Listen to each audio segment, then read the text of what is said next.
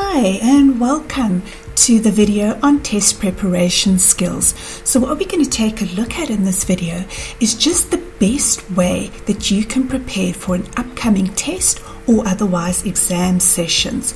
So let's get started. The first thing that you should do is create what we call a syllabus. And this means that you check everything that it is that you need to learn for your test or exam. And what we do is create a checklist.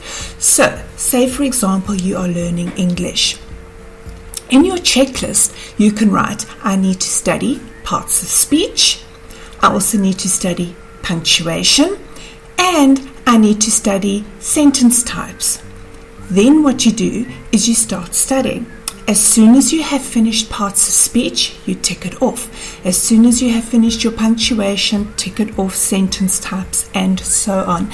In this way, you are able to monitor how much work is being done, how much work you still have to study, and also importantly, when you do a checklist, it stops you from forgetting to study something. The worst feeling is to sit in a test and go, oh, I forgot to learn this.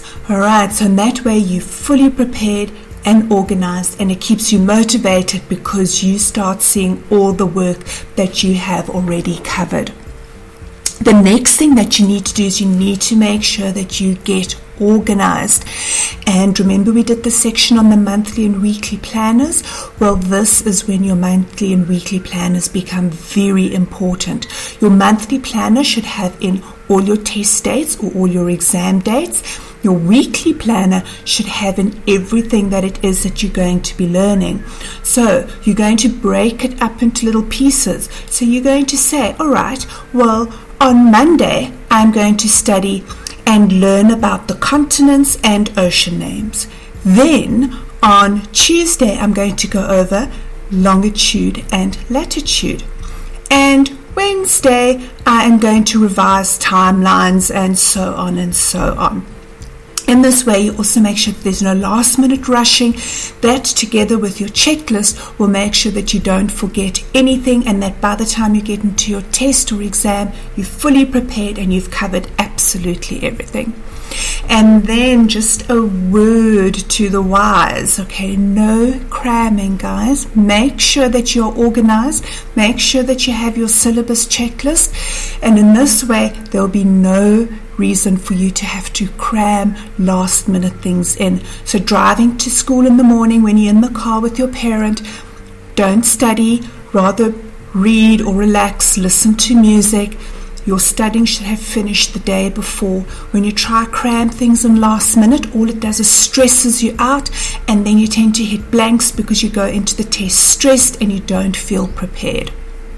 The next thing is, especially around exam time, you need to eat healthily.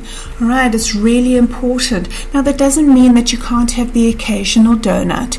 It just means that with the donut, you must make sure that your general diet is healthy because your brain is working really hard right now, and so it needs as much fuel as it can get, and healthy fuel is what your brain needs. All right, so make sure that you're getting in the carbohydrates for energy, protein, and all your vitamins as well. When you get close to the test, so the day before or 2 days before the test, go over past test papers. Make sure that you do the test papers under the same condition. So if you know that you've got 1 hour for the test, do the test paper in 1 hour. Go over all the things that you've learned in the test writing strategies as well, and just practice and practice. It's the best thing that you can do to make sure that you're well prepared for your tests and exams. Then there's also something that I like to call teacher time. Now, teacher time is all about making sure that if there's anything that you don't understand, that you go to your teacher and you ask for help. All right? Make sure that you be specific. You don't want to go to a teacher and go, oh, for the maths test tomorrow, I don't understand anything. Can you explain it to me? Because your teacher, I think, is going to be a little bit worried and a little bit frustrated if you do that. So what you need to do is make a list of things you don't understand. Go a couple of days before to your teacher and say, while I was studying, you can even show your teacher your study notes so that he or she can see that you were studying. While I was studying here in English, I discovered I didn't understand when to use a semicolon. Can you please explain to me when we can use a semicolon? Right? Be specific and ask your teacher specific questions in order for help if there's anything that you don't understand. And remember, keep motivated by rewarding yourself with things. We do that when we set the goals for your homework. You can do the same thing, set a study goal and say, when I have finished studying all of my parts of speech, I am then going to set a certain reward for myself.